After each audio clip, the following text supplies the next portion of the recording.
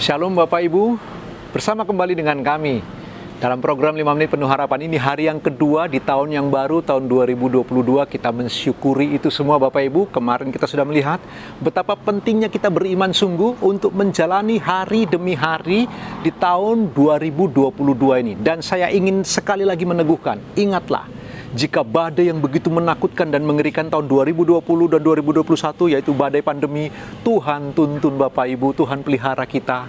Maka tahun 2022 ini Tuhan yang sama perkasanya menyertai Bapak Ibu dan saya. Ayo kita merenungkan bagian firman Tuhan untuk hari ini Bapak Ibu, yang sangat terkenal. Biasanya setiap kali tahun yang baru kita akan mendengar khotbah-khotbah ini. Salah satu mazmur yang ditulis oleh Musa. Dan setahu saya ini satu-satunya mazmur yang ditulis oleh Musa secara khusus, dia tulis namanya dari Musa Bapak Ibu ya. Mazmur 90 ayat 10 sampai 12 kita tahu bunyinya Bapak Ibu, ajar kami Tuhan menghitung hari-hari supaya kami beroleh hati yang bijaksana. Musa mengatakan begitu, ditulis di padang gurun sementara Tuhan menuntun mereka sebagai musafir rohani berjalan menuju tanah perjanjian.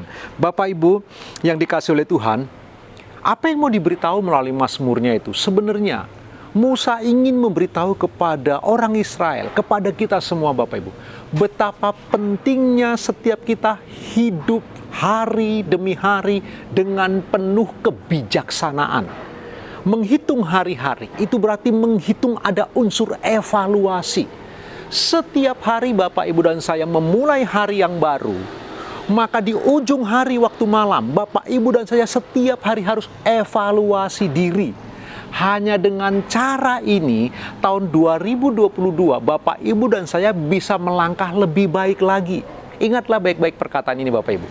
Jika Bapak Ibu ingin punya pengalaman rohani yang lebih daripada tahun sebelumnya, jika Bapak Ibu ingin memperoleh hal-hal yang baik lebih dari tahun sebelumnya, maka cara satu-satunya Bapak Ibu dan saya tidak boleh menghidupi hidup ini dengan cara yang sama di tahun yang lalu. Kita harus punya cara-cara yang berubah. Kita harus berani untuk berubah Bapak Ibu yang dikasihi Tuhan. Nah, salah satu cara Bapak Ibu untuk menikmati tahun 2022 ini, ayo kita belajar. Mulailah hari dengan Tuhan, bangun pagi. Dan ketika menutup hari, hitung, evaluasi, lakukan evaluasi apa saja yang sudah kita lakukan, apa saja yang kita abaikan. Belajarlah menghitung hari-hari di hadapan Tuhan. Itulah yang dimaksud Musa ketika dia menulis mazmurnya, supaya orang Israel beroleh hati yang bijaksana. Salah satu cara untuk memiliki hati yang bijaksana, Bapak, Ibu, dan saya didorong untuk setiap hari, atau dengan kata lain, untuk setiap malam sebelum menutup hari itu, Bapak, Ibu, dan saya mengevaluasi diri. Cobalah mengevaluasi diri. Dengan begitu, kita hidup berhati-hati.